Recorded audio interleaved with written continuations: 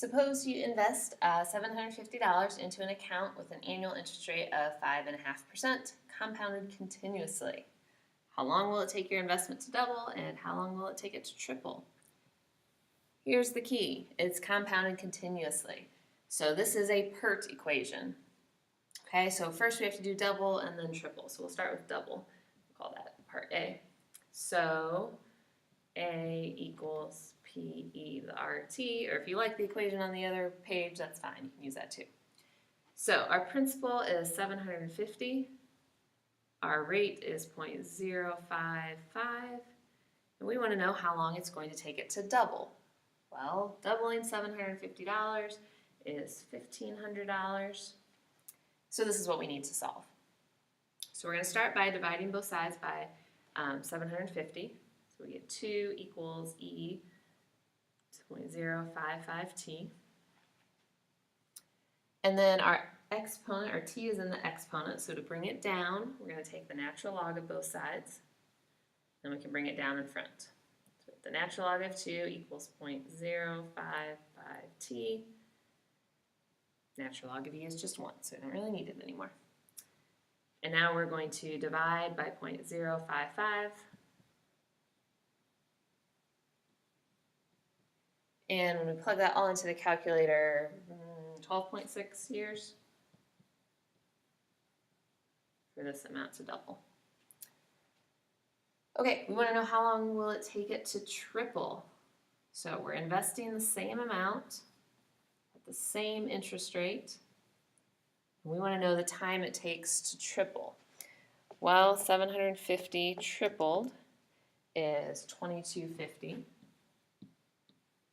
And then we're going to solve it the exact same way.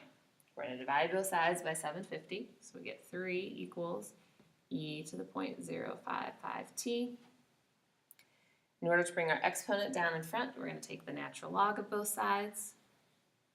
So we get natural log of 3 equals 0.055t. Natural log of e cancels. Divide both sides by 0.055. So it takes 12.6 years to double, and it takes right around 20 years for your investment to triple. All right, the next question is also money. Suppose your grandparents want to pay for your first year of college. So on the day you were born, they deposited some money into an account that had a 4% interest rate that's compounded continuously. And if on your 18th birthday they wish to have $10,000 to give you, how much should their initial deposit be? Okay, so apparently they're only paying tuition for your first year of college, because I don't know anywhere that you could pay room and board for just $10,000. But your grandparents are so nice anyway to give you $10,000 towards school, so make sure you tell them thank you. Okay, this is compounded continuously, so this is another PERT equation. And your grandparents' goal is to give you $10,000 at the end of this, at your 18th birthday. So they want to know, what should the initial investment be? Okay, we want to have $10,000. We're trying to find this principal. Okay, we know that the interest rate is 0.04. And they want to give you this money on your 18th birthday, so our time is 18 years. So we're trying to solve for P. Now, e to the 0.04 times 18, that's just a number. So you're going to divide both sides by e to that, and e to that, and those will cancel. So when you put that into your calculator, 10,000 divided by e to the 0.04 times 18, your grandparents need to invest $4,867.52, approximately. Okay. So anyway, that's still a lot of money, but I mean, it's going to more than double in 18 years, so you know, I'm not going to turn down $10,000. I don't know about you. All right, last problem for today. A piece of ancient charcoal contains only 15% as much radioactive carbon-14 as a piece of modern charcoal. So they dug up this site and where they used to have cook fires or whatever, and they realized, oh, it only has 15% as much carbon as what our modern charcoal does. So how long ago was the tree burned to make this charcoal? Assuming the half-life of carbon is that 5,000 715 years. Okay, so we're talking about carbon-14 again, so that's an exponential decay. So let's see. We don't know how much initial carbon there was. We don't really know how much we have now. What are we trying to find?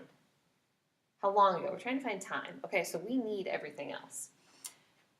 Okay, what we do know is that we have 15% as much as what we started with. So let's just pick a number to start with. Let's say we started with 100 grams of carbon. It doesn't really matter.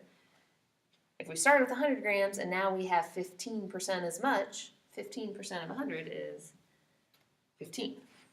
You could have started with 1 gram of carbon and then at the end you had 15% of it, so 0.15. So it doesn't matter what your initial amount was if you have a percentage at the end. All right, R. We're talking about carbon-14. We already found R for carbon-14. It was negative 0.00012. We did that on the other side of your notes. And we are trying to solve for time. Okay, so we really do have all the information we need. We're going to start by dividing both sides by 100. We get 0.15 e to the negative 0.00012t. Again, we're going to need the down and front property. I think I told you down and front property was my favorite. This is why, because we use it a lot. And so we have natural log of 0.15 equals negative 0.00012t. Natural log of e is just 1, so that cancels out. And we're going to divide both sides by negative 0.00012.